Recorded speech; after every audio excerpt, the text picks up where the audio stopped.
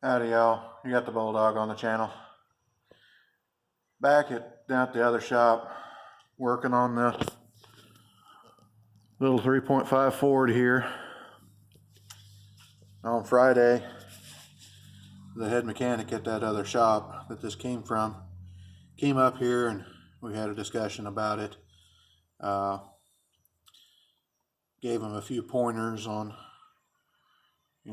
what to expect when you get into it. And honestly, it's just like everything else. It's just mechanical.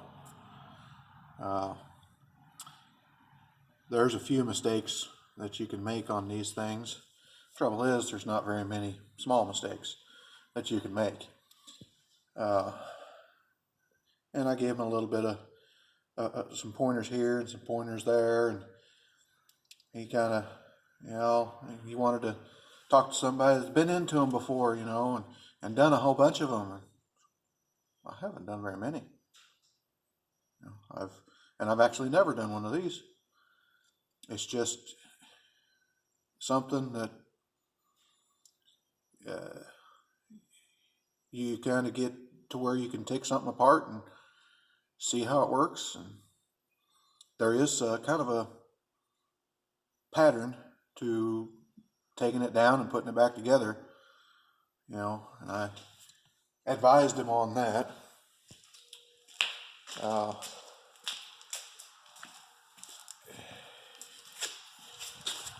Various parts down in here have to be put together kind of in a certain order, and I have made that mistake.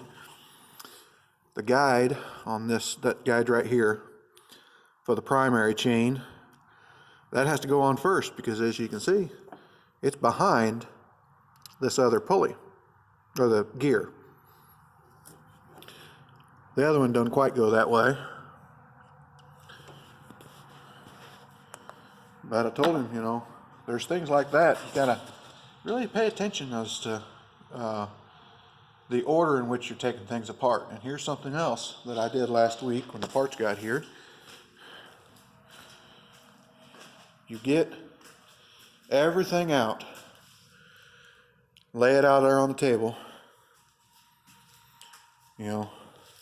preferably somewhere nice and clean, and make sure you have everything. This is a mixture of some dealer parts and some aftermarket parts, but as long as they're quality, it doesn't matter. We provided them with a list of everything that we believe is going to be needed, and they got it all for us. Give them that opportunity. That way they're not losing as much on it. When we get parts, we make money on them. And every mechanic pretty much does the same thing. It just kind of depends on how much they're making on them.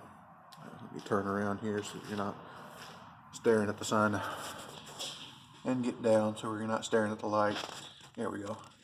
The parts commission is the price you pay for somebody else that knows what they're doing to buy your parts. You might think that it's they're just trying to fleece you. There's some places that will not put on your parts. They won't even work on it unless they're allowed to buy their own parts from where they want and charge you a premium for it. It might sound a little unfair. Sometimes it is, but that way they control what parts go on to something. And they also control when those parts go on. Let's say you want to do a water pump on something, and the Jungle website's got it there for $24, and they're trying to charge you $150. Well, what brand is it?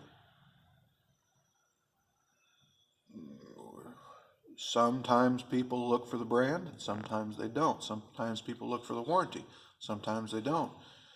And let's say you get that $24 part, it's got a lifetime warranty. How do you get it warranted if it goes bad? Who do you talk to? You know, that seller on the internet, he's folded up 6 months ago, and now he has another site under a different name. You know, whenever he starts out at 5 stars and, you know, sells for a while, and then he goes to 4 stars and then 3 stars. Well, whenever his reputation, his star reputation is, you know, kind of ruined because he doesn't take care of people, well, he just folds up shop, goes ahead and gets a different email address, starts up again with a different name. That's kind of why you want to, well, if you do buy stuff online, you need to look for how long they've been doing it.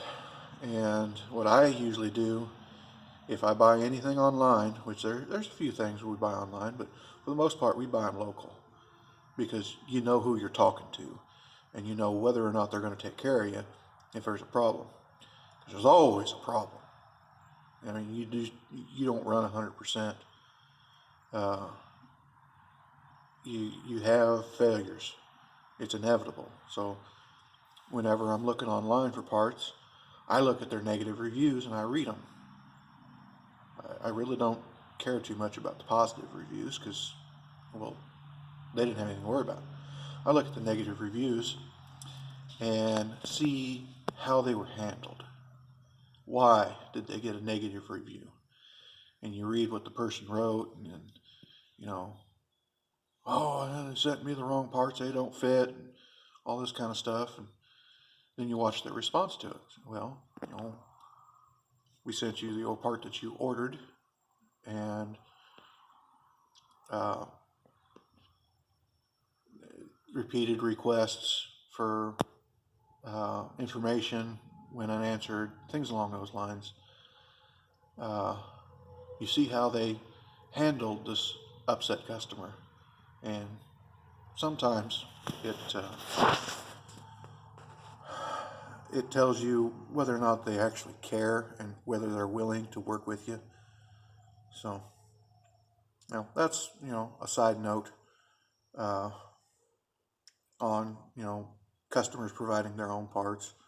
And sometimes, you know, they'll get a name brand part online, and if they're willing to accept responsibility for it, okay, we can put it on there.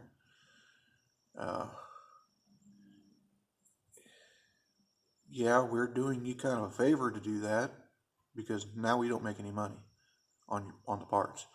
The labor you pay is for us to work on the car, and the parts commission is you're paying partially for the knowledge going into ordering your parts, partially for knowing exactly what to order, and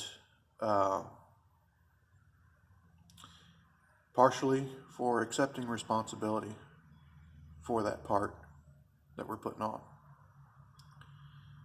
The way I've always described it as, if we're putting on our parts, we're putting on our parts. If we're putting on your parts, they're your parts. If there's a problem with our part, we have to deal with it.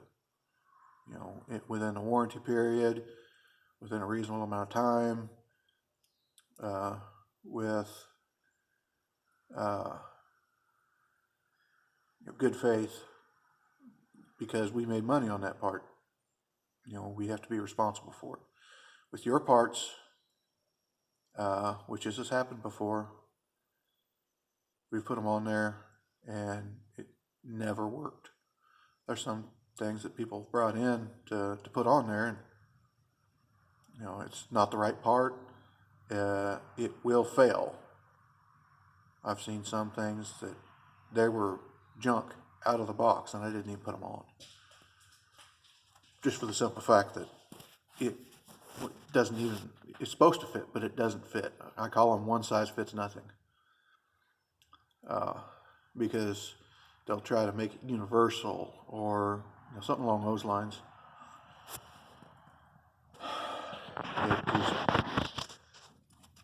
So often it doesn't pay the average customer to get their own stuff. Sometimes it does.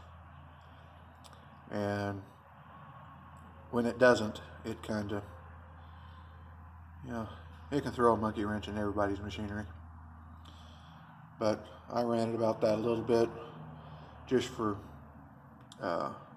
because this was an example of allowing the customer to get their own stuff. It's a farm job.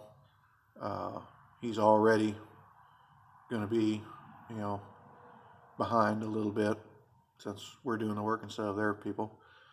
So, we'll work with them as much as we can. Update on the new camera. It's so-so. Like I say, getting stuff off the internet.